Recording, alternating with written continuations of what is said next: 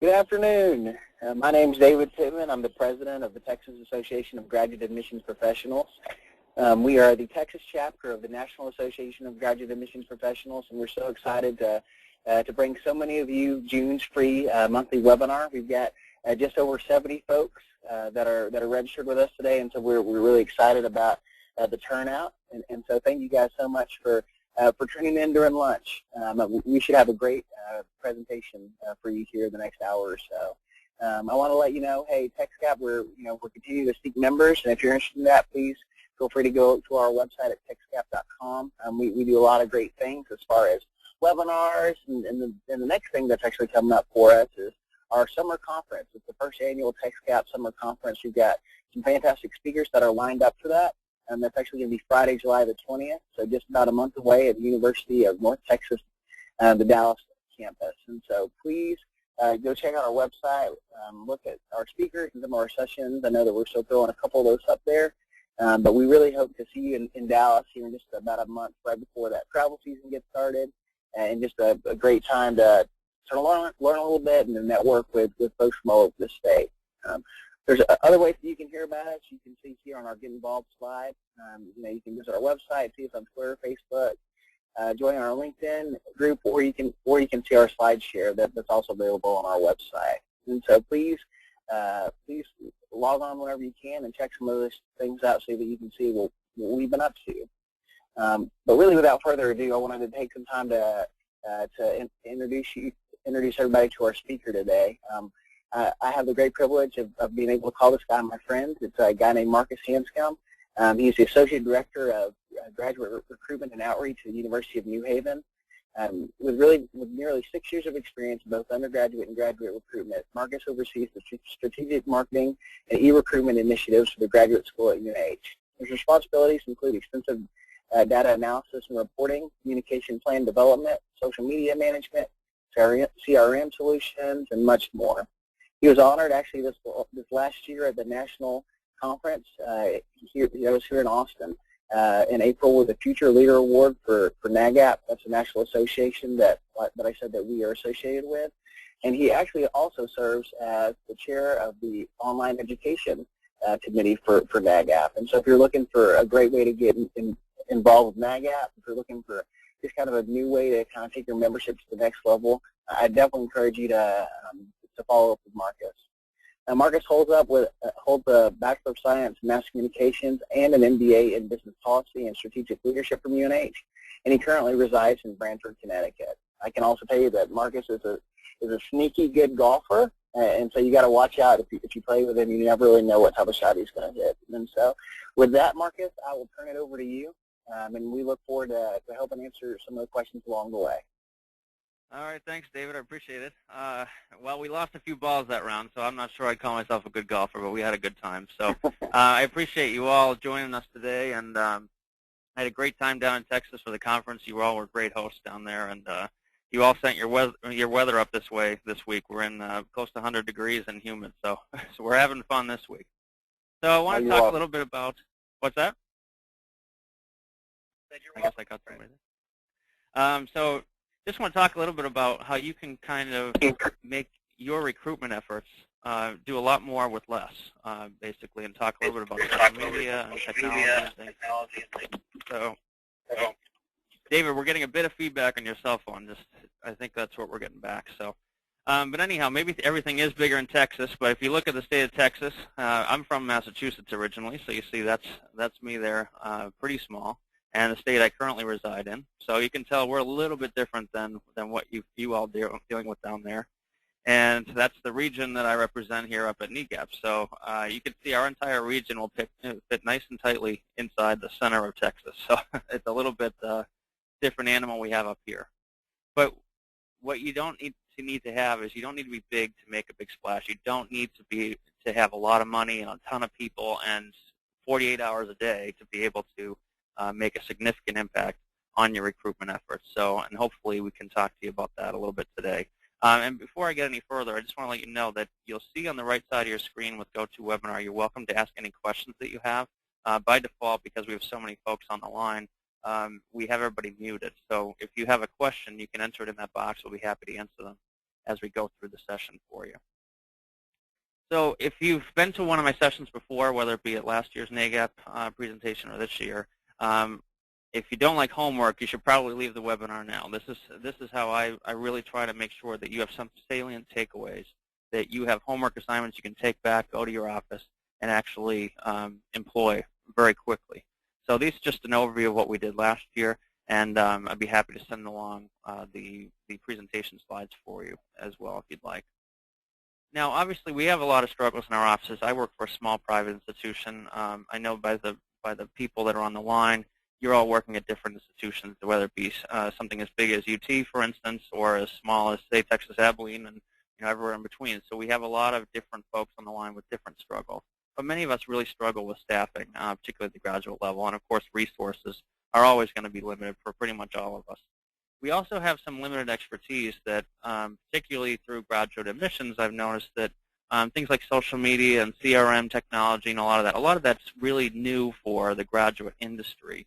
And we had some great talk. We had a great talk at the reception at NAGAP that NAGAP put on at Idealist at Fordham early this week, and they talked a lot about these issues. But we really have to kind of take it back a step and really understand that the industry has some steps to move. So there's really a lot of apprehension about adapting these new technologies. It takes time to really train and learn these. And also, it's kind of overload. It's like, where do I go? There's 40 different or 50 different social media sites. Where do I go first? And what's going to be the most productive for me? And do I need to be on all of them? And then you might have limited institutional support. Speaking on our behalf here at the university, we have some faculty that jump right on board, but some faculty really struggle with adapting to some of the technologies that we have. I'm sure you've all run into it if you're trying to go onto electronic file review. So things like that there's a lot of apprehension that's particularly in the academic side for those. So I really want to hit on things like utilizing technology to lighten your load, to make your life a little bit easier, how to search for content to post on social media and make that easy for you, and finally building your brand awareness with very little effort on social media. So social media is certainly not something new, but it's certainly something that I hope you're looking into and utilizing for your offices. So looking at the overload for technology first, there's misconceptions on time commitment. How much time does it really take to set up a CRM? How much time does it take to set up a social media account on Twitter or Facebook? Leveraging technology to work for you. You have all these tools set forth in front of you, and you may learn how to use them, but many people aren't using them effectively. So you really need to focus on how your technology can make that work easier and look for efficiencies. It's difficult to stay current, especially most of you, and if you're in the same boat as a lot of us in grad admissions, you're working probably 50, 60, 70 hours a week, and oftentimes, and it's not, other than a pat on the back you might get from here and there, it's a thankless job, and it requires you to really focus a lot on the needs of your office, because many of us are resource strapped, and we don't have a lot of extra time to research and learn about new technologies and new best practices and things, and maybe we can't even afford to go to webinars, even take the time out to do an hour-long webinar or go to a conference, for instance. So that's very important, and you can find easy ways to get information without having to take up a lot of your time. And it also requires you to look at your hiring practices. Are you hiring the right people to make sure addressing these needs? And particularly with technology, you want to hire somebody that is adept at using the technology, that's willing to use it. Now, your best tools that are available, CRM is number one, first and foremost, something that all of our offices should have, or at least should be considering having. And they have a lot of great resources available to us with communications plans and personalized portals, and a lot of this isn't new. But also our websites are very important in terms of how our information is displayed and available to students, if students have to spend a lot of time searching for information. You'll also find that directory sites can be a fantastic resource in terms of brand awareness and getting students to your website and finding out what programs you offer, and really identifying which directory sites are good and which ones aren't so good. And finally, social media. You're missing the boat if you're not on social media these days. This is critical, particularly for the younger audiences. But depending on the demographic, the social media audiences range from anywhere from 11 years old on some of the MySpace and Facebook and things, all the way up to people in their 50s, 60s, 70s years old. My grandmother's on Facebook, so it's an interesting scale to figure out what age groups are on which types of media, and which ones are going to be most effective for the programs that you offer. So for instance, an MBA program for us that might appeal, that's a working professional MBA, that appeals to a 40-year-old, we'd probably scale away from using maybe Twitter and Facebook, but really focus our efforts on LinkedIn versus our forensic science program that draws largely 22 and 23-year-olds right out of school that are on Twitter and Facebook. So it really involves a little bit of strategy, but you can find out some great ways to use these social media sites to your benefit. Now, if you look at your CRM, hopefully you're doing some sort of automation of emails. Here's my first rule of thumb, and I hope this is something that really helps you. When you're sending out an email to students, a mass email to students, if it's from a person, you should strip out all of your HTML formatting. Strip out you can put a link in there too if you wanted to, but get rid of the graphic design, flashy email that looks really nice and produced. Students see right through that. They know that if you send them an HTML-heavy graphic email, that's not from you, that's from a system that's automating a message to them. So if you're personalizing a message, strip out all of that. If it's coming from you as a person, make it a plain text email. Make it look like it came exactly from your Outlook inbox. But even then, you can still do a mass email. It's a little sneaky, but you can do a mass email to all these people, but have them personalized, Dear Mike, Dear Stephen, whoever. And that message comes from you. It comes from me as Marcus Hanscom in graduate admissions at University of New Haven. And then the students reply to that on a daily basis. We have an automated email that goes out from each of our graduate admissions counselors. And those emails look like they were typed right from their inbox, but they go out as mass emails to our new inquiries for every program. And they get responses from every one of those students every day. They get responses saying, thanks for email, thanks for sitting down and talking to us, thanks for your attention. It's a really good way to personalize what you're doing. So as much as HTML and flashy emails have taken off and great things, they're good for your office or good for your institution to send out messaging that's representative of a group or organization. Don't send them out on your own behalf as a personal email. Within your CRM, you also have the opportunity to collect data as much as possible on students, but do it as best as you can. Maybe you have multiple touch points. Maybe you collect certain information from Facebook. Maybe you collect certain information from your website. But don't overburden students with a form. If you look at your inquiry form on your website, do you have to scroll constantly to get down to the bottom of the page, or is it something that's right on the main page and they fill out 5 or 6 fields and they're done? Really look at how long that is and see if that's going to upset your students. You can even look at your bounce rates if you have your Google Analytics tied to that, and you can find out if students are leaving that page because they don't want to fill out a long form. So it's something really to consider. You also want to look at something that's been effective for us. We generate a lot of inquiries from our GRE purchase lists from doing these program-related news emails. We had virtually no response from our GRE general emails that we sent out. But when we bought these lists, we also figured out which programs they were from. And then, for instance, we have a new science building that's going to be built starting next year. So we sent out an email just to those students in the cellular molecular biology program, or that were interested in the cellular biology program. And when they got that, we got, I think, 5 or 10 inquiries back just from that one communication, compared to 0 we got from the thousands of emails we sent out before to that GRE list. So we got a lot of quality interest back, and some of those students have applied, which is very helpful. I see there's a question about CRMs. It can be financially burdensome depending on which CRM you go with, but there's a lot of options out there. One that I'd recommend you look at first, if you'd like, is Salesforce. Salesforce is actually a nonprofit, believe it or not, and they offer site licenses. I believe it's 10 per institution for free. So you can get free access to Salesforce and all the basics of what they do. Now, TargetX actually has a CRM that they've built on the Salesforce platform. It's a very robust system, and it's very helpful to the things that you need to do.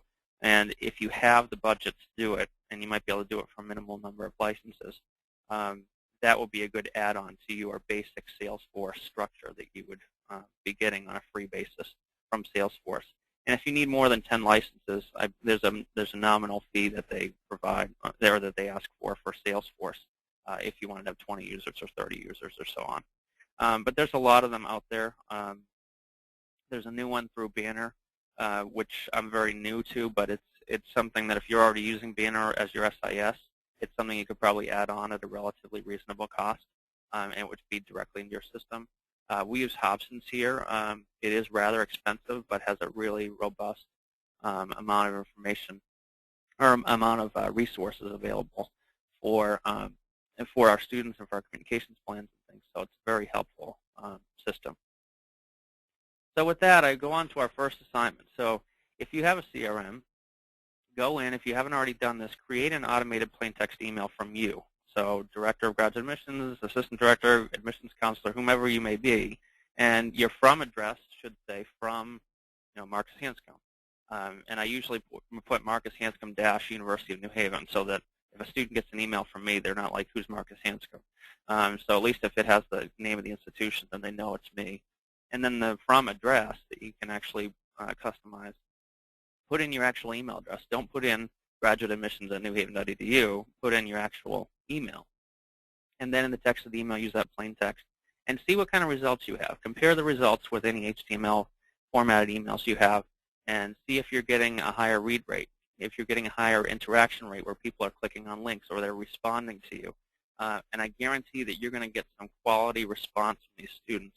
And it allows you to have, whether it be you or your admissions counselors, whomever in your office is dealing directly with students, it allows them to focus their time and efforts on the students that are most interested, on the highest quality leads. And if you're in your system tracking, hot leads, as some will call them, that's a great way to indicate that the student is a higher priority lead than another, whereas somebody who just filled out a random form and you don't hear from them until they apply. So this allows you to really have some quality interaction with students. Your second assignment, and I'm going quick into the assignments here, audit your inquiry form. Go onto your website, and whether your office manages it or if somebody else manages it, look at what kinds of questions you're asking. Is it important for you to ask, for instance, the date of birth of a student on their inquiry form? In most cases, no. But you might want to weed out students of a certain age very early in the funnel because you are targeting a certain demographic. Then that would make sense for you to ask students maybe what their age is. It may not be the most appropriate to ask their birthday at that early stage. But things like, for instance, we have a new online program here, and we're being very aware of physical presence in certain states because there are certain laws that regulate that. So on the inquiry form, we're asking the students' first and last name, their email address, their program, and their intended term. And then we're also asking, we're not asking for their mailing address, but we're asking for their state. And if we ask for their state, that allows us to really understand if we're getting a lot of inquiries, say, from Texas, that requires us to comply with certain regulations about physical presence, then we can make sure that we're targeting Texas to make sure we put in the proper paperwork and prioritize that state being one that we can have a presence in.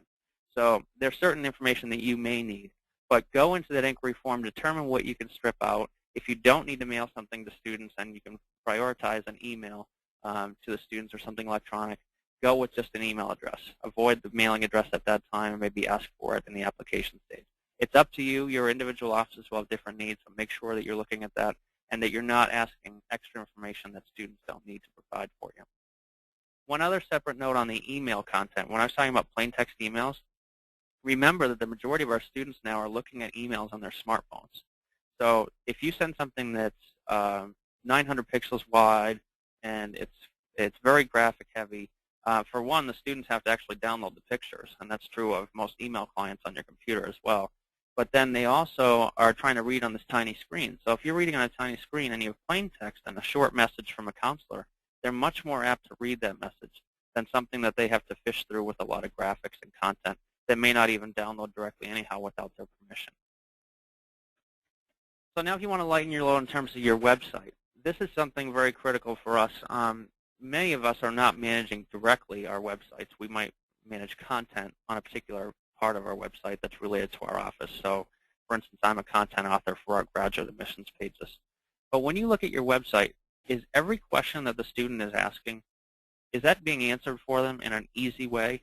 For instance, tuition is one of the #1 things that students are looking for. And if a student is looking through your website and finds that it's hidden, that brings up a question of credibility for you.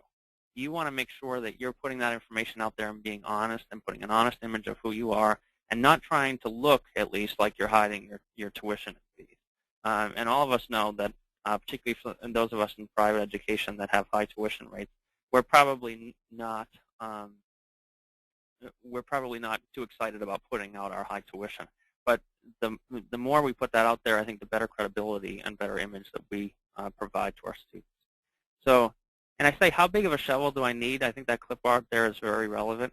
If you're telling a student, if a student's looking for information about, say, your criminal justice program, or they want to know about admissions requirements, can they go to your graduate page and just click on that and they have that information right in front of them? Or do they have to click 6, 7, 8 times to get there? The less that you need to dig for information, the far better you're going to be. And you can't just say this is a problem for the marketing department. You need to be actively involved in the conversation. And for many of us, and I know particularly here, we have a small marketing department that's dealing with the entire university. We can't expect that they're going to do every single thing for us that we need them to do and be watching our websites all the time and watching analytics and knowing every detail about our programs. We need to serve as the resource for that and then provide input to the marketing department. So make sure that you're being a part of the conversation and you're looking at your website, and even take focus groups. Take some of your grad students, if you're grad assistants or things, and ask them, give them tasks. Go find the admissions requirements on our website. Go find the College of Business on our website and see how difficult that is for them and get active feedback. And that'll really help you restructure your website. You also want to make sure you have true integration with social media. If you have Twitter, if you have Facebook, if you're on Pinterest, any of those, make sure that students know that you're there. It's great to be on those sites, but some students might not be actively going into Twitter and going to the search box and typing University of New Haven. They might be going to our website. Then they go, oh, there's a big Twitter icon. Let me go see what they're saying on Twitter. Or you can have a widget on your website that might be curating your content and actually showing what you're posting there. So that serves as a great brand awareness tool. So make sure that you're integrating social media if you're on those social media channels, and if you're not, certainly you want to get on them. But make sure that you're integrating them with your website so that there's awareness that you're even there in the first place. You also want to make sure your messaging is clear. So make sure it's very clear that students have all the information that they need, but in a clear and succinct way. If it's difficult for them to find on your website, or if it's difficult to understand, guess what they're going to do? They're going to pick up the phone and they're going to call your office. And many of us get frustrated when we have a small office that's already taxed with our time and resources, trying to address quality issues with students, and having a student call us and going, is the GMAT required for my program? And that should be very clearly answered on your website. And the sooner that you can answer that for the student, the less inclined they are to call you about little details like that, but call you with more quality issues about what's the likelihood of my admission, or can you help me get my file over to the advisor, and things that are better uses of our time as counselors. I see there's a question about students looking through the website on their phones. You obviously have to have a web-enabled website. Again, that's a marketing issue and an IT issue that you need to make sure that you're involved with the discussion with your marketing and IT departments to make sure that you have a web-optimized site. And usually that strips out a lot of extra links and a lot of extra graphics and buttons, and might give a really bare bones framework with just a few links for your website. Now, if you don't have that, the less content that you have, the better on your site in terms of how students are viewing that. But if you have something very graphically heavy, students are scrolling left and right, they're scrolling up and down. So if you can make your content relevant and quality and clear and succinct, you're going to be able to address your issues both for a computer-based experience and also a phone-based experience. So here's your assignment for number 3. Go onto your part of the website. Don't go into your whole university website, but if you are in charge of graduate admissions at your institution, go onto your institution and go onto the admissions pages. Find out how questions are being answered for students. Is it clear? Is your tuition information right up front? Is your program information easy to find? Is your admissions requirements very clearly articulated? How readily can those students get the information? Is it right on your main page, or is it 1 or 2 links beyond that? If it's 8 links in, you have to change that. Students can't be digging. Students will get frustrated, especially if they're on a mobile phone. They don't want to be going through multiple sites and waiting for them to load and trying to get all the information. They want to be able to get that right up front. So make your information within 2 to 3 clicks at most so that your students can get their information very quickly. and then focus your phone calls on students who need that more in-depth information and support. So after you complete going through that audit, go into your web team and talk to them. Get a meeting in front of them and say, this is the type of information I want to display. We need to make this information more readily available. If you're a content author, go in there and make those changes. And then you can assess your analytics, whether you're using Google Analytics or another tool. You can find out if students are clicking through less or going through certain navigation paths. And you can even set up goal conversions if you want students to go through just 3 different steps and then request information. And you can find out how readily students are doing that. Okay, so I have a couple of questions, so I'll jump in those real quick. Would it be best to have a social media site independent of the main campus social media site? It's up to your campus on how you want to address this. Personally, here at the University of New Haven, we have a University of New Haven account, we have an undergraduate admissions account, and we have a graduate admissions account for Facebook and also Twitter for that matter. The main university one we use for primarily PR-oriented things, news and things. The admission sites can get out information about admissions policies and deadlines and events, and also talk about things happening in the industry and other things. So I think it's great to have your pages like each other and be, so for instance, you can have a favorite page on your Facebook. So like my page has University of New Haven Graduate Student Council as a favorite page, and our International Student Association as a favorite page, so that we're all linked together in some way, but we're not trying to get all those messages out in one mangled mess on one page. So I would advocate that you have one separate so that you have you can have your umbrella kind of brand message for your institution, but also you might have an autonomous message that you want to be providing on behalf of your office, and I think that would be reason to have your own social media site for your particular division or office. There's a question about having an FAQ on your website. That's helpful for students as long as it's something that they can get through without having to, if they have to just scroll through a bunch of questions, that's not helpful. But if you go on to if you have an FAQ page and say at the top you have 10 different topic areas, or you provide the questions just in link form, and then you use what's called anchors on your page where, for instance, if you click on a question that says, what is the admissions deadline for the MBA program? When they click on that link, that question answer would actually be on that same page, but the anchor allows you to just have the page linked directly to that without jumping off to another web page. So you could have a web page like that. Many schools will have a frequently asked questions. It is a helpful resource, and students do use it. Less so the younger students using it now, because a lot of them just want to get their information right away. So they're more inclined to go on Twitter and say, "Can you tell me what this is?" if they can't find it right away. But it's certainly not a bad idea to have an FAQ. The other question is about counselors having their own individual social media accounts. Is that too decentralized is the question. It depends on your individual circumstances, and I hate to use it depends a lot, but for counselors that are willing to reach out, and we have some counselors here, and I've met with other schools, their counselors, some of them are willing to have a presence that's individual to them, and they're willing to communicate with students.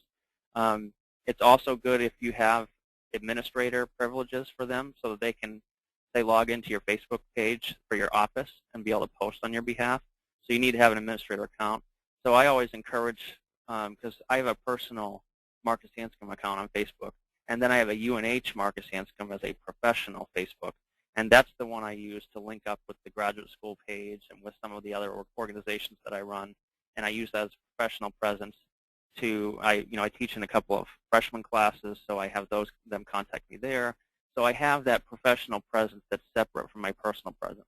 So if your counselors are interested in using some sort of personal, something that's representative of them as a person on Twitter or Facebook, have them set up a professional version of theirs that's, got your institution maybe at the front of it or something. So that they have something that's completely autonomous from their personal account, so they're not tweeting out, their party pictures from the weekend on their professional account. They can do that on their personal, and they can interact with family and do all of that there, but then have a separate page for themselves that's professional that they can interact with students. So I do think that's a very effective way to get in contact with students and also to be an administrator on your pages and Twitter and things.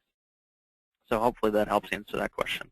Now looking at analytics, If you're not using Google Analytics or something, find out first if your institution is using it, and second, find out how you can become a user on that. And you can use that information to identify strategies to really improve pages. So for instance, we have some pages where students are directed to from maybe an email or from other parts of the web, and they're going there, and we look at a rate. There's a number of different metrics that you can look at, but for instance, bounce rate is where a student lands on your page and then they leave that page without going anywhere else on your website. So if they're a bounce, then that's presumably, depending on what your site content is, presumably that's not what you want. If the page that you're looking at is designed to be a gateway to other pages, for instance, your admissions landing page may be a gateway to your admissions requirements and your programs and your request information and your application link, all of those things that they're meant to get to. So if you have a high bounce rate on your landing page, that's not a good thing because you're trying to get students to go from there to another page within your website. So that's just one example, but there's a lot of different metrics that you have. We have like a 99% bounce rate on an email page that we have. And the reason for that is that it's designed for students to go there and click on the email link to go check their UNH email, which is housed on a separate server. So every student is a bounce that comes through there. So that would be okay in that instance. But you wouldn't want a bounce rate nearly that high on most of your pages where you have content or students. So here's your fourth assignment. Pick one page on your website and analyze some key statistics, depending on whatever analytics you're using. But whether work with your marketing department or you can get view access. So even if they're nervous about making you administrator on analytics, you can get view access or at least request a report. You can have your IT or marketing office send you a report, a weekly report about a particular site. But go in and pick one page. Don't try to get your whole section finished and look at that. But find one page and analyze some of the metrics there and things that might be critical for you. So another metric is time on site. How long is the student spending on that particular page? So if it's a page with a lot of content that you want students to read, presumably you'd like the time on site to be maybe a few minutes as opposed to 10 seconds. You could also look at the percent exits where people are navigating. Exits are different from bounce in that an exit would be a student, say, goes to the University of New Haven main web page, they click on admissions, then they click on graduate admissions, then admissions requirements, and then they exit. An exit means that they've already been kind of trolling on your website on other pages, whereas a bounce is they're going to one page on your site directly, and then they're leaving directly from that one page. So take a look at what you're trying to do with those pages and see if those analytics are meeting your needs and your goals, and it's going to vary based on your individual circumstances.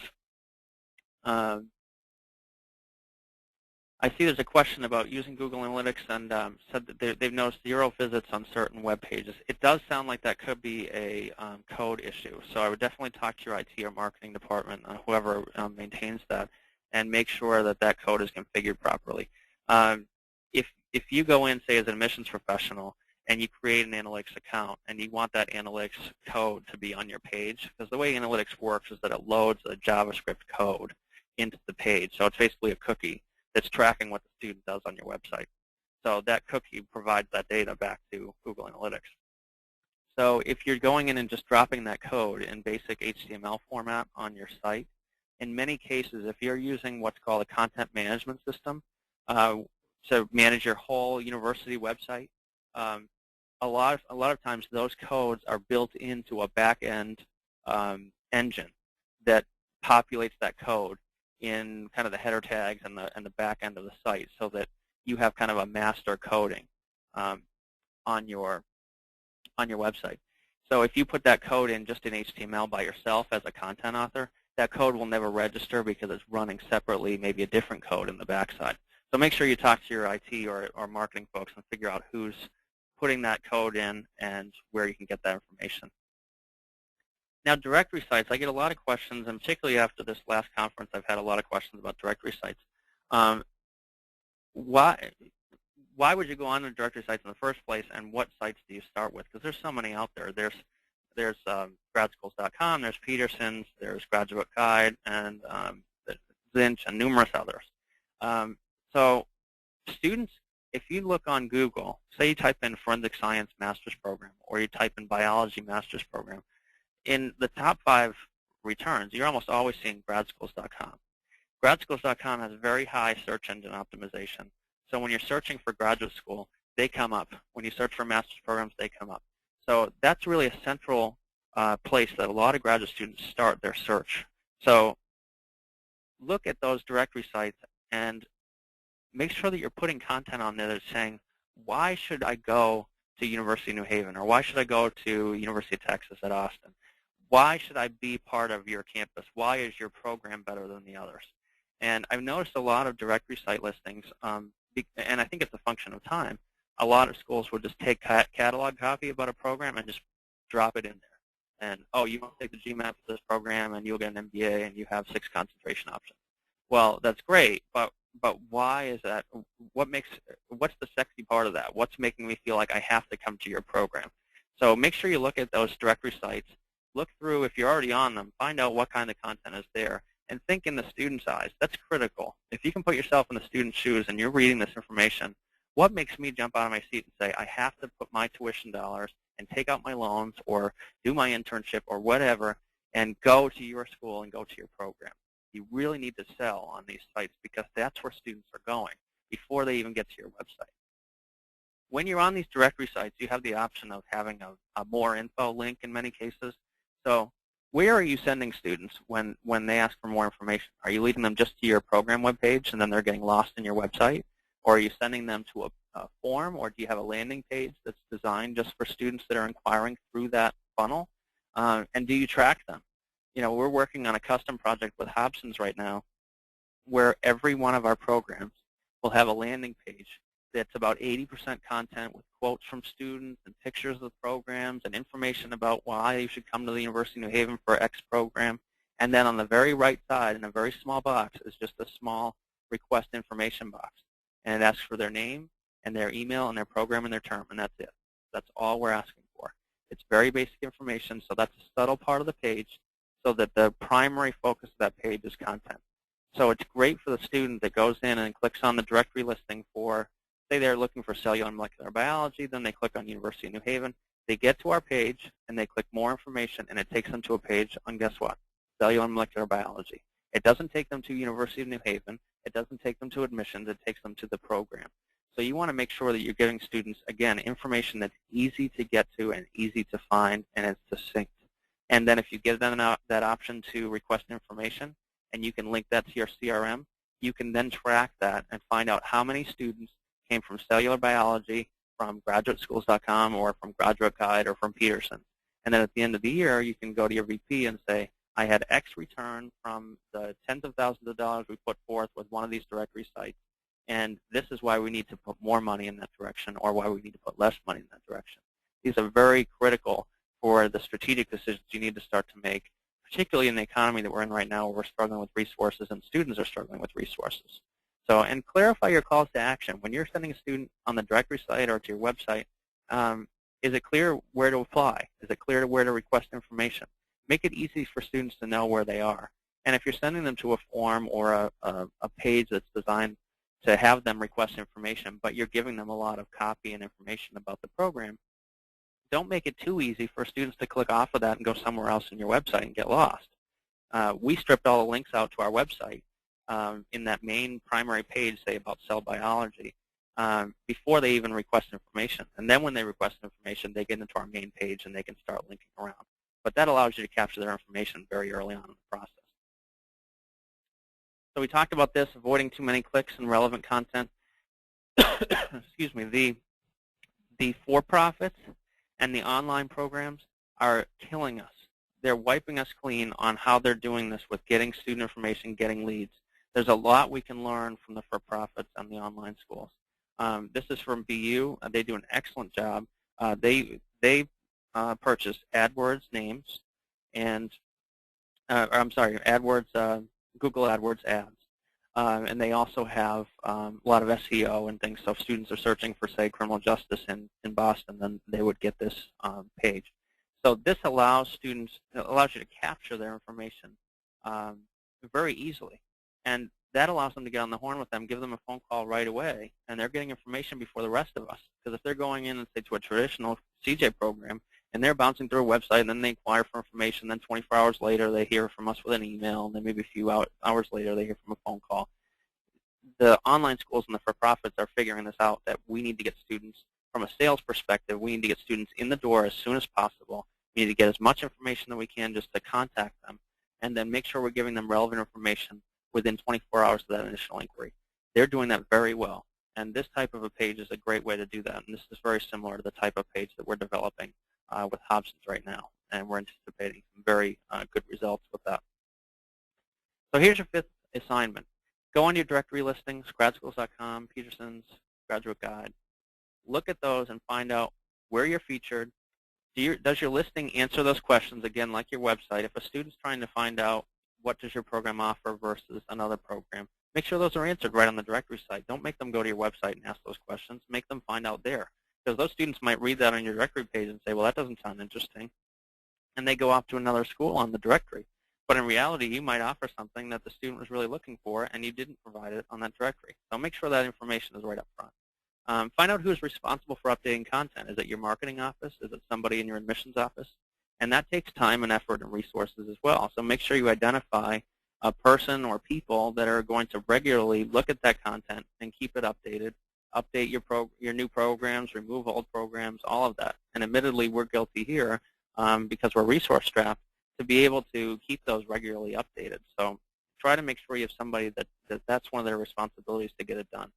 And after you complete that audit, go in and find out what needs to be rewritten and rewrite it, whether you be your marketing department or you hire a freelancer or you have somebody in admissions. Rewrite that content, get it updated, and what do you need to do on your website to make sure when students are going from that directory listing to your site that they're getting the quality information that they need. Here's assignment number 6. If you can, create a landing page on your website to service, whether it be an ad, like you're doing a Google ad or a Facebook ad, or it could be a directory listing like gradschools.com or GradGuide.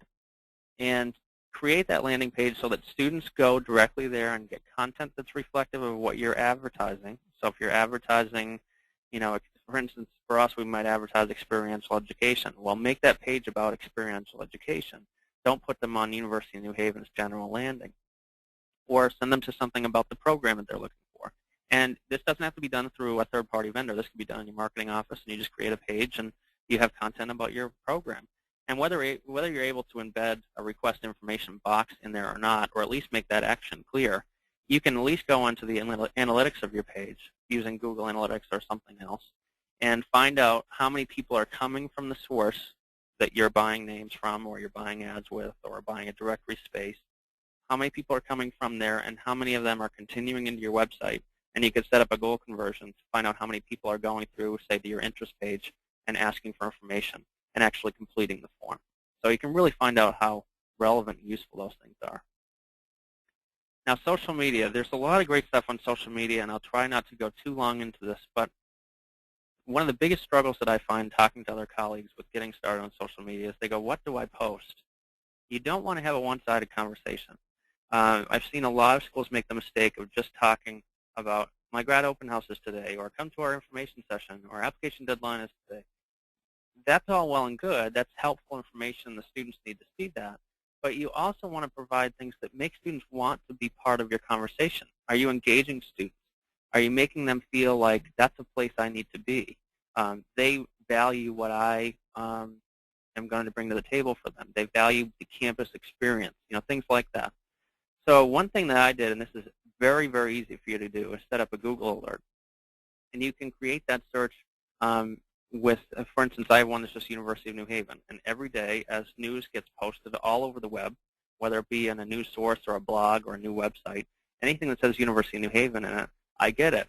And I find a lot of great alumni information on there. I find out ones that are promoted. We just found out the CEO of Sennheiser, the microphone manufacturer, is an alum of the University of New Haven. So we promoted that on Twitter and Facebook. That was information that I otherwise wasn't aware of. We had a gentleman that was promoted to president and general manager of a major market TV station in Chicago that I didn't know about. So there's a lot of information that we can use that's kind of self-promotion, but it's not promoting our events and promoting students to get here. It's just letting people know, hey, look at the success of our alumni, or look at what's happening in downtown New Haven, or we have the Arts and Ideas Festival going on downtown right now. So you can use it as a way to showcase why students should come to New Haven from Texas, for instance. What's the benefit of coming from sunny weather most of the year to coming up and dealing with snow in the wintertime? well, you can go down to Rockefeller Center in New York City. You can take advantage of all the restaurants here, things like that. So we're able to use social media to promote what the experience is like here, particularly for people that are further away, that aren't from Connecticut and don't understand what we're doing. You can also go onto Twitter and set up hashtag searches. And using those, you can find out about your industry. For instance, I'll search hashtags for forensic science, and I can find out news that's going on or what the hiring trends are for forensic science. And because we have a big master's program in that, I'll post news about what's going on in forensic science so our forensic science prospective students and current students see what's going on in the industry and something that's really prominent. And it shows that we have a finger on the pulse of what's going on in all of the industries for our programs. So I have searches set up for most all of our graduate programs. I have a search for our institution on there. I have a search for the city of New Haven, anytime the city of New Haven is mentioned. I have searches for higher ed to find out if there's anything there. I have searches for graduate admissions. So there's all kinds of things that you can get to find out really easy information, and it doesn't take a lot of time to sit around and search through the web or talk to your colleagues and say, what can I put on social media? It's all provided for you. There's some great tools out there that are free. I personally use Hootsuite. There's also TweetDeck. They allow you to link up with most all of your social media accounts, and you can send out a message to multiple accounts at the same time, or you can schedule tweets. So, if you have an event and you know you're going to be out of the office, you can set up a schedule of when tweets are going to go out about your event or about things that are going on campus. So that way you don't have to necessarily be sitting at your computer at a set time to actually send a message out. And of course, all these social media networks have iPhone apps and Android apps and all of that, so you can update from afar. You can put up pictures. We use Instagram. We tweet photos from football games and homecoming weekend and the alumni ball and all these things that really show students what it's like to be here. And that's been a really great tool for us. And also, don't be afraid to enlist student help. Even if it's an undergraduate student, say, give a student a practical experience of studying marketing, for instance, in undergraduate. Bring them in here and have them do social media for you. And for them, it's an internship, and it's something that's a great experience for them. Or use your GA. And a lot of these students are very active, and they're very familiar with how these work, so you don't have to train them, which is even better. So here's your next assignment. Create a Google alert. So for instance, I went into Google. All you have to do is go to Google and type in Google alert. You'll find it. And you have to put your university in quotes because that'll find your exact search term. If you don't use quotes, then it could find anything that says university in it or anything that says New Haven in it, but not University of New Haven necessarily. And you can set the frequency of those alerts to your preference. So if you want to get daily emails, you can get a weekly digest of news that's being found on the web, or you can have it come as it happens. And I find it's easier to have it come as it happens because then if there's something really timely that I can put out, I'd rather send it out now than wait 3 days and have it be old news. So set that up, regularly check your email, and when these things come in, check for news related to your programs and your faculty and alumni. You'll find a lot of stuff will come in that way. And then post that related content. If there's an article, say, in a local paper that you can link to, post that up on Twitter or Facebook or LinkedIn and make sure that your audiences can see that. Again, be aware of what audiences are on each channel so that they're reading certain content. And then you can use tools like Bitly, which if you go to Bitly, it's just bitly.com, and you can log in using your Facebook or your Twitter account, so you don't have to go in and set up a separate login. And what it does is it takes your URL and it shortens it. So with Twitter, for instance, you have 140 characters to talk in. So you don't want to have a 140-character long URL. So you'll shorten that up, and Bitly might give you one that's 15 or 10 characters. And what Bitly will allow you to do is you can track how many clicks you're getting on those links. So if you're sending out all kinds of content, and say I'm sending out content about the great pizza in New Haven, and then the alumni ball, and the homecoming, and then the graduate open house, and then the festival happening at the beach this week, all of those things, I can find out which links are getting more clicks and which aren't. And then that way I know, well, when I post content in the future, I'm not going to waste my time on the ones that don't get any clicks. I'm going to put content up there that I know that my audience cares about and will engage with me on. Your next assignment, create a safe search on Twitter. You use that hashtag. Now, Twitter might be new to many of you, but it's very easy to use once you kind of wrap your head around it. And I'm happy to serve as a resource. We have a lot of great resources with some colleagues that are probably on the line right now too. And if you're on Twitter, if you do a hashtag search for EM chat, It's a great thing that Jenny Elstruther runs. She's from Texas. She's a member of TxGAP, really up-and-comer in the organization. And it's a weekly chat that they do on Thursday nights. But it's a great resource. You can actually go to emchat.net, and they have all the transcripts from the chats. And they talk about anything and everything about enrollment management, student services, recruitment and marketing, international admissions, housing, all those different types of issues. And they'll also they're great resources for social media. So they're really a great place to start and ask questions, and they connect social media professionals from around the country. It's a really great resource for you. And as you're going on Twitter and things, if you're finding trouble getting content, look at these hashtags and find out what's out there. Hashtag TxGAP, for instance, connects a lot of us that are professionals in the field. So I mentioned a few of the social media tools. This is a picture of Bitly here on the right-hand side. There was an article that our Grad Student Council president was featured in our newspaper, and you see there that article got 17 clicks. We first posted it on the 23rd of March, so we got 10 clicks there, and then you saw that there were some reciprocal clicks as we go along. And what this will also do is you can actually tweet it out and send it via Facebook and anything right from the Bitly interface if you'd like. And it also has, if you look on the right side, QR codes are becoming pretty popular. So if you don't know how to create a QR code, you can go in here and actually, if you're using a link, it'll create the QR code for you.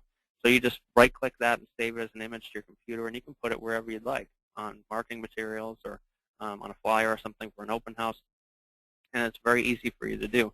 Again, you're not going out and hiring anybody to do this thing. You're not taking time to do it. All you have to do is go in and paste a link, and it's that easy. All this information is done for you.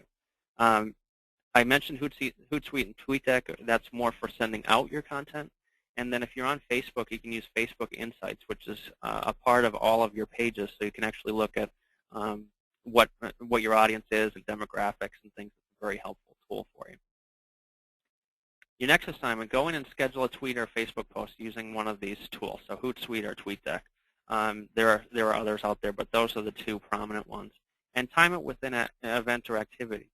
But I caution you, particularly if you're working with international students, if you're sending out messages, say at 3 p.m. Eastern Standard Time or Central Time in many of your cases, that might be showing up to a student in India in the middle of the night.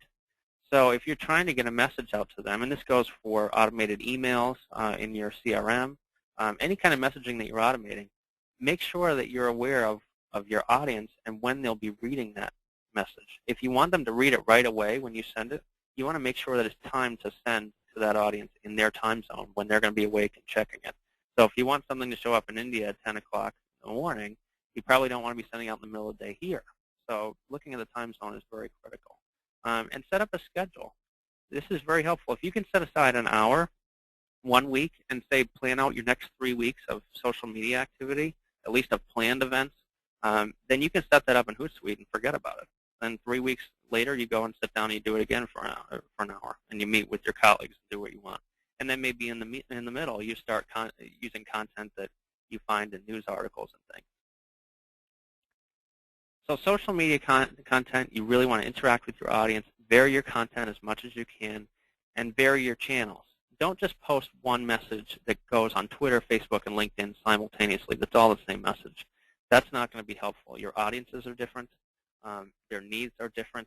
And you might want to be providing a more professional presence on LinkedIn versus a more informal, jovial presence on, say, Facebook. Be aware of what platforms you're going to be on. Don't go on all of them. Our undergraduate admissions office made the mistake a few years ago of going on like 30 different social media channels. Well, it's impossible to update 30 media channels. So pick maybe 2 or 3 or 4 that are the ones that you want to focus on in your office.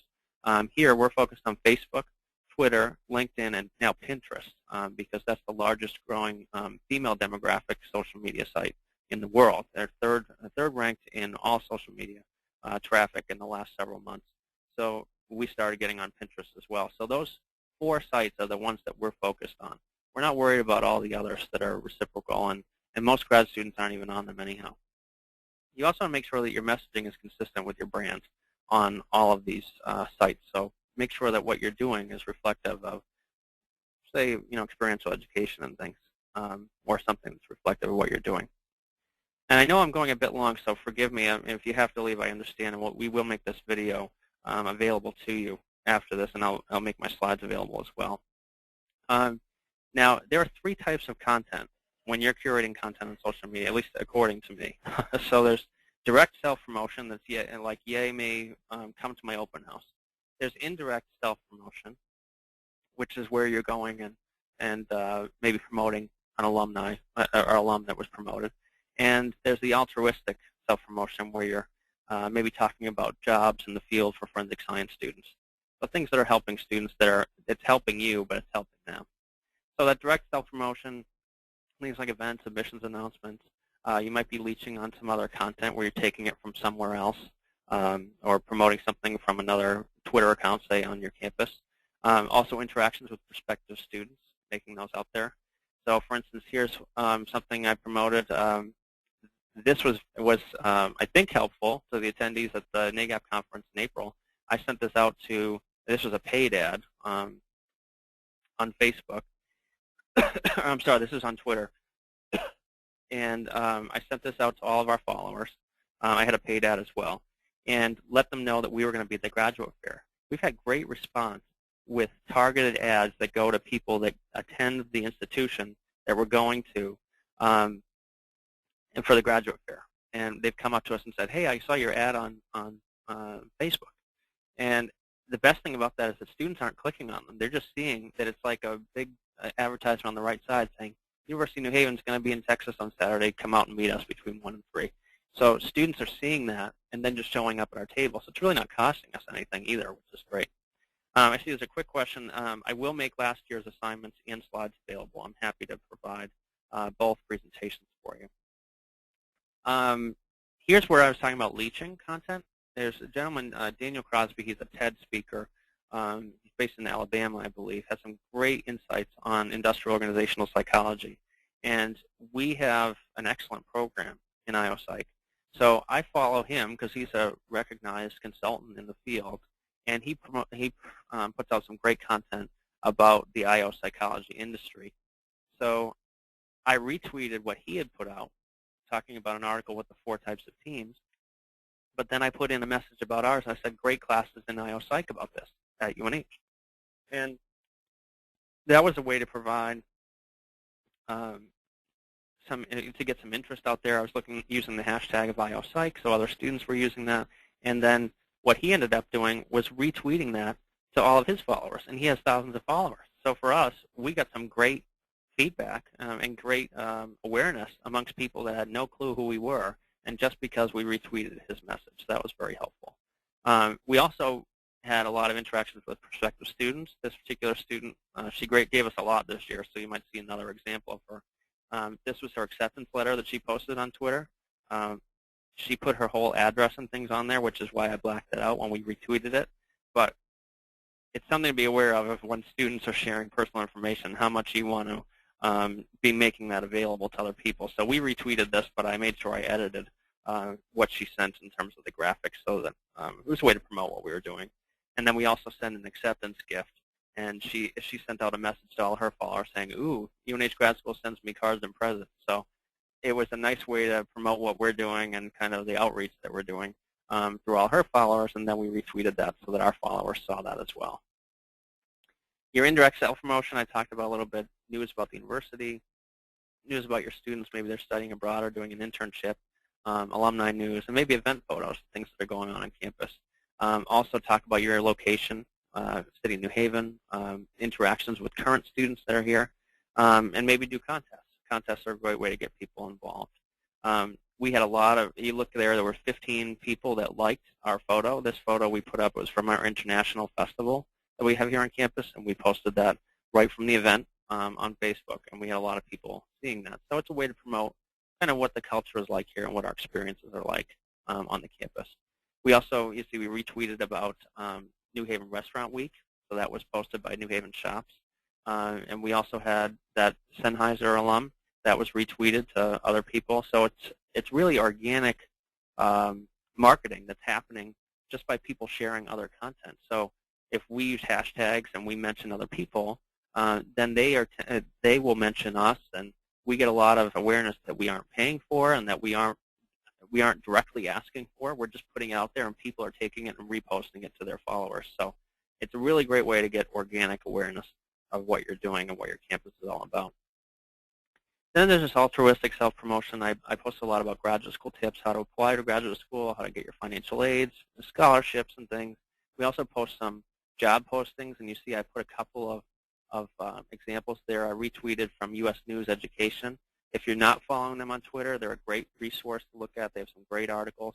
And we retweeted about an article that they had about misconceptions of going to graduate school.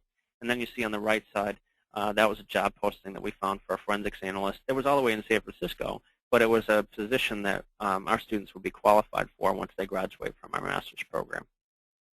So here's your 10th assignment. So I'll give you plenty of assignments today. Make a post to your Twitter or Facebook account about an alumnus or a faculty member. So forget posting about your grad open house for right now. Go in there and post some news. Post something about what your students are doing, about successes in your faculty, about research, about a study abroad experience, anything like that. And then go on to Twitter and make a post or retweet content that's designed to help the student and not sell you. That's that altruistic. And again, you don't have to write it on your own. You don't have to go in. You could put tips. I've seen plenty of schools doing tips about financial aid and things that they're writing on their own.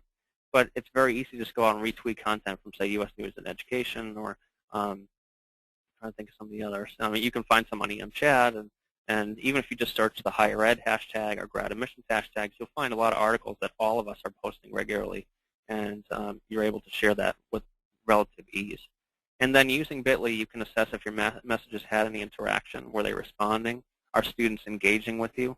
That's the key to social media. When you think social, it's about engagement. It's not about you just throwing out announcements.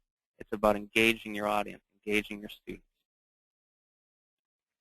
Finally, I'm going to go into social media advertising. If you're not doing this, this is very helpful. You can target based on demographics and also geo-targeting. So when I traveled to Texas for the first time, doing the Texas swing with UT San Antonio and UT Austin, I targeted the students at those schools with ads about us being there. And sometimes we'll do ads about program awareness. You can target based on what the student's undergraduate major is. You can target on where they're employed, on when they're graduating. You can also advertise your webinars to maybe to a certain population of graduate students that you want them to come to, or open houses and things. The three social media advertising channels, at least the two that are most prominent, are Facebook and LinkedIn.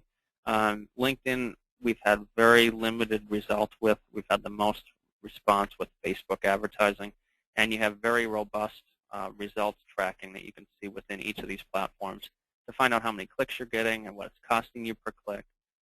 Twitter, you can actually, and this is kind of an odd way of doing things, but you can actually sponsor. You can sponsor tweets now on the new platform, but you can also sponsor certain people to tweet on your behalf that might have a lot of followers. So that gets a little sketchy, so I wouldn't recommend going that route necessarily. But be mindful of your platform and your audience. I wouldn't go on and put an advertisement on LinkedIn for our forensic science program that's drawing all the 23-year-olds. I would put an advertisement for our MBA program on LinkedIn. Also look at the costs. Most of these will charge by cost per impression or cost per click. And cost per impressions are quoted per 1,000 impressions. So if you see 10 cents for a CPM rate, that means 10 cents for 1,000 people to visually see your ad on one of those respective networks. Cost per click, on the other hand, is you could have 1 million people look at your ad, but you're paying for every person that clicks on that ad. And you can set a budget and how many clicks that you're willing to pay for and how much you're willing to pay for those clicks versus impressions. Depending on your application, I would test both of those and see which one works better for you.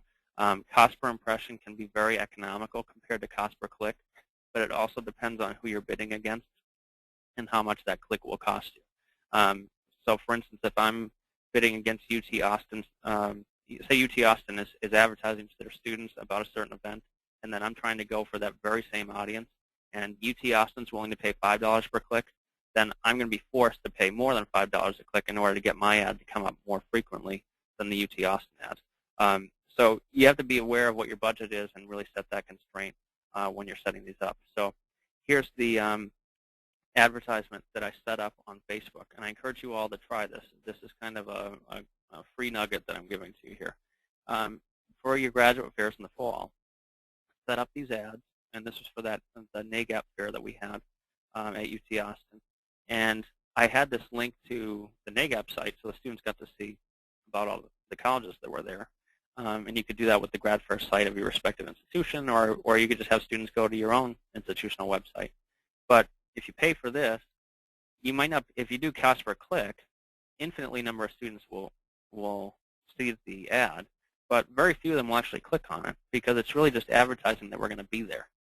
So that's a more cost-effective way for cost per click advertising. But cost per impression might be better for, say, a program awareness ad. So your 11th assignment, I'm getting to the end here, I promise. Create your first social media ad. Fine-tune your demographics. Find out if you're trying to get females that are between 22 and 30 that are interested in forensic science, then target them on Facebook or LinkedIn based on those demographics. You can say, I want a female, I want somebody that's graduating between X years. You can even identify which schools they're going for. We've put out ads, and we're not going to tell you who, but we've put out ads that were deliberately sent to our competitors' students that are logging into Facebook, that are students of a particular institution, and we're advertising to them to come to our graduate programs. Now, it's sneaky, but that's a great way to build awareness amongst those students and their demographic that we're looking for. And if we can get on their plate early, then maybe they'll be aware of our brand, and maybe they'll apply to our program and hopefully enroll. So that's something you can think about. When students click on those ads, again, find out where you're sending them. You're sending them to a landing page or just a random page. You want to avoid the generic pages. Send them to something that's relevant to your content. And then after you get that ad up, review your exposure and clicks, and review it periodically during the campaign. You might run it for a month. Check it every week, for instance, and find out how many people are clicking it. Most of these sites allow you to adjust your bids. So if you want to change the cost and how much you're willing to pay for your impressions or for your clicks, you can do that. So make sure you're looking into that as much as you can. So just a little bit final potpourri, random thoughts about social media. Use hashtags in your tweets. If you're on Twitter and use a hashtag, and I'm talking about, say, our IO psychology program is the best in the nation. Now, if I just said that without linking it to anything, and not to mention that's kind of a dumb tweet anyhow, but if I said that, I could instead put our IO psychology program is the best in the nation, but that IO psychology would be a hashtag. So anybody that searches for IO psychology on Twitter with that hashtag, they would see our tweet. And this has been great for us because there are some Twitter accounts that set up a newsletter that's basically a culmination and a collection of tweets that are related to a certain hashtag. So we've been featured in all these newsletters related to emergency management and forensic science and criminal justice just because we posted something about that. And now all of a sudden we got exposure to infinitely, thousands of people that otherwise weren't aware of our program. So if you use hashtags, you use mentions where you're mentioning a person, they might retweet you. That will connect you to other people. Again, it's about engagement. You also want to follow industry news and industry leader accounts. I mentioned that Daniel Crosby that I follow for IO Psych. There's a number of general ones like forensic news, for instance, I follow. There's one on emergency management and homeland security. So I follow a lot of those and then retweet the content that they put out that might be helpful to our students. So that's really helpful for engagement. So here's a quick overview. We're at the end. Just an overview of what your assignments are, and I'd love to hear back from you after the session in the coming weeks and months about how successful you are. But first, create that automated plain text email that I mentioned. See what kind of results you get from that. Audit and shorten your inquiry form. Don't ask more information than you need. Audit your section of the website. Is information available for the students and readily available? Is it hidden? And how many clicks does it take to get there? Optimize one of your pages on your site and find out key metrics. Are people bouncing from there? Are students doing what you want them to do on that page? Complete a directory listing audit. Find out what information is out there. Make sure it's not catalog copy. Make sure it's really engaging copy that students say, I need to be in your program. Create a landing page for your ad content. So whether it be a Facebook ad or a Google ad, make sure students are going something relevant to the ad copy or otherwise you're going to lose them, and your analytics will show that. create a Google alert to find out about information about your school and things that are out there about your alumni and other things that might be relevant to you. And you can set up other Google alerts. I have one that's just nearly graduate school, so I find out information that's going on with graduate schools across the country, and that helps curate content. Create your saved searches on Twitter. You can log in and just click on one of those, find out some information that's going on about your program, then retweet that out and help your students. You can really do that. Schedule a tweet or a Facebook post if you can with Hootsuite or TweetDeck. Very easy to do. Go into social media, either Facebook or Twitter or even LinkedIn, and create a post about your faculty or alumni, and create an altruistic post where you're saying, here's how to apply to graduate school, or here's a great scholarship, make sure you look to apply for it. And things like alumni news go over great on LinkedIn. So if you put that information over there, then a lot of them connect and they see that you posted that. And it's really good for their professional exposure. So they appreciate that, and then they'll engage back with you. And finally, create a social media ad on one of those channels that we discussed. And you'll find that there's some very good success with that. So just my final thoughts. Work smarter, not harder. This is very straightforward stuff. But use this technology to your benefit. It's here. Much of it is free. Use what you can to make sure that your efforts are most productive and most efficient without wasting your time. It doesn't necessarily make things unpersonalized. Technology is here to help us make our jobs easier, but also allows us to customize what we want. You can customize your emails, customize your, even your subject line, and put your program title in. And, dear Marcus, thanks for your interest in the forensic science program. That's a generic automated email that we have in our system, but the program and the name and any other content is populated in there automatically. And it looks like a plain text email from one of our counselors, and I get it in my inbox, and it looks like I got this really nice email that one of our counselors sat down and typed to me.